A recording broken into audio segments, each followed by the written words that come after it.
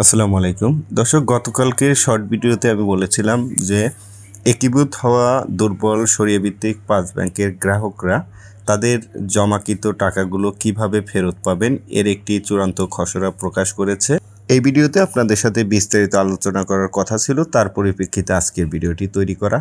এই ভিডিওতে আপনাদের সাথে এই দুর্বল সরিয়ে ভিত্তিক গ্রাহকরা কিভাবে টাকা ফেরত পাবেন, তাদের জমাকৃত টাকা, সরকারি খসড়ার সার্কুলার রোডম্যাপ তৈরি করেছে। সেই রোডম্যাপ অনুযায়ী এই দুর্বল ব্যাংকের গ্রাহকরা কিভাবে টাকা ফেরত পাবেন তাদের, সেটি কিন্তু তুলে ধরা হয়েছে। আমরা যদি এই চার্টটি ফলো করি, এখানে দেখেন বিস্তারিতভাবে কিন্তু উল্লেখ করে দিয়েছে।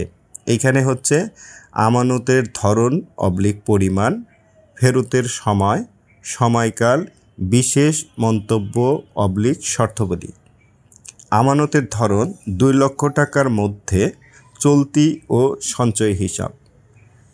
চলতি এবং সঞ্চয় হিসাব যাদের রয়েছে এবং সেই অ্যাকাউন্টে বা ব্যালেন্সে যদি 2 লক্ষ টাকা হয়ে থাকে, সেই ক্ষেত্রে গেজেট কার্যকর হওয়ার পরপরই তোলা যাবে। অর্থাৎ এই যে সরিয়ে ভিত্তিক 5টি ব্যাংক একত্রিত হয়ে ইউনাইটেড ইসলামী ব্যাংক হচ্ছে, এর পূর্ণাঙ্গ গেজেটটি প্রকাশ হওয়ার সঙ্গে সঙ্গেই যাদের টাকা 2 লক্ষ টাকা এবং চলতি ও সঞ্চয় হিসাব, তারা কিন্তু সঙ্গে সঙ্গেই টাকাটি তুলতে পারবেন 0 দিন থেকে শুরু করে 7 দিনের মধ্যে। হয়তোবা একদিনে না হলে 7 দিনের মধ্যে আপনি কনফার্ম, কিন্তু যদি আপনার টাকা 2 লক্ষ টাকার মধ্যে হয়ে থাকে তাহলে আপনি নিশ্চিত আপনার টাকা তুলতে পারবেন। একে সুরক্ষা আমানত হিসাবে গণ্য করা হবে এবং এই আমানতটিকে সুরক্ষিত আমানত হিসাবে গণ্য করবে।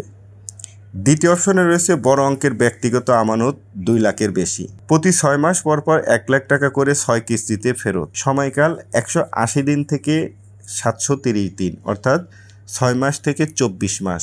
যাদের টাকা 2 লক্ষ টাকার উপরে রয়েছে, প্রতি 6 মাস পর পর 1 লক্ষ টাকা করে 6 কিস্তিতে ফেরত দেওয়া হবে এবং সর্বোচ্চ 24 মাস। এই 24 মাস পর বাকি অর্থ যে কোনো সময় উত্তোলনযোগ্য। 24 মাস এইভাবে আপনাকে দিবে।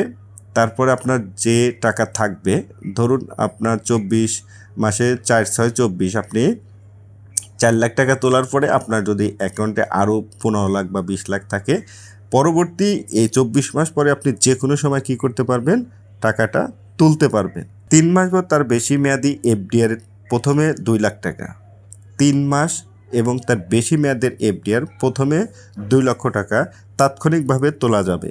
প্রজ্ঞাপন জারি হওয়ার সঙ্গে সঙ্গে তোলা যাবে। সময়কাল 1 দিন থেকে 0 দিন থেকে শুরু করে 7 দিন পর্যন্ত সুরক্ষিত আমানতের অন্তর্ভুক্ত।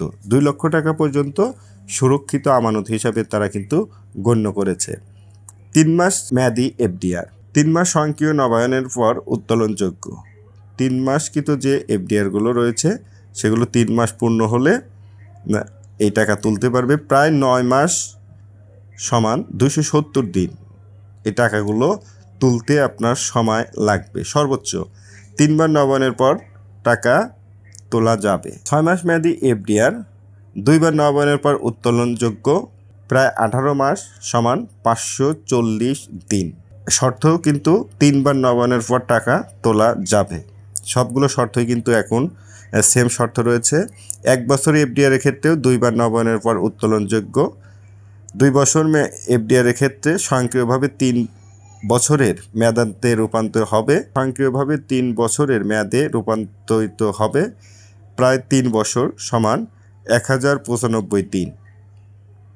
4 বছরে এফডিআর ক্ষেত্রে 5 বছর মেয়াদান্তে রূপান্তর করা হবে। প্রায় 5 বছর সমান 1825 দিন। 5 বছরের ক্ষেত্রে মেয়াদ পূর্তির সঙ্গে সঙ্গে ফেরতযোগ্য। 5 বছরের ক্ষেত্রে মেয়াদ পূর্তির সঙ্গে সঙ্গে ফেরত পাবেন, মেয়াদ শেষ হওয়ার পরপরই।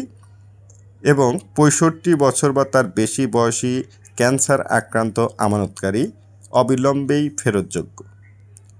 যদি বয়স 65 বছর প্লাস হয়ে থাকে তাহলে আপনার আমানত অবিলম্বেই ফেরতযোগ্য, অর্থাৎ প্রজ্ঞাপনটি জারি হওয়ার সঙ্গে সঙ্গেই আপনার অর্থ ফেরত পাবেন 0 দিন থেকে শুরু করে 7 কর্মদিবসের মধ্যে। উপরোক্ত শর্ত প্রযোজ্য নয়, অর্থাৎ এই ক্ষেত্রে উপরে যে শর্তগুলো রয়েছে এই শর্তগুলো কিন্তু প্রযোজ্য নয়। এই শর্ত মোতাবেক টাকা তুলে একজন গ্রাহক কতটুকু লাভবান হবে আমার বোধগম্য নয়। নিজের টাকা ব্যাংকে জমা রেখে এইভাবে কিস্তি আকারে তারা টাকা ফেরত দিচ্ছে, এটা আসলে কতটুকু গ্রাহকের জন্য সুফল বয়ে আনবে অবশ্যই আপনারা কমেন্টসে জানাবেন। আর এই শর্তগুলো আপনাদের কাছে কেমন লেগেছে অবশ্যই কমেন্টস করে জানানোর জন্য অনুরোধ করব।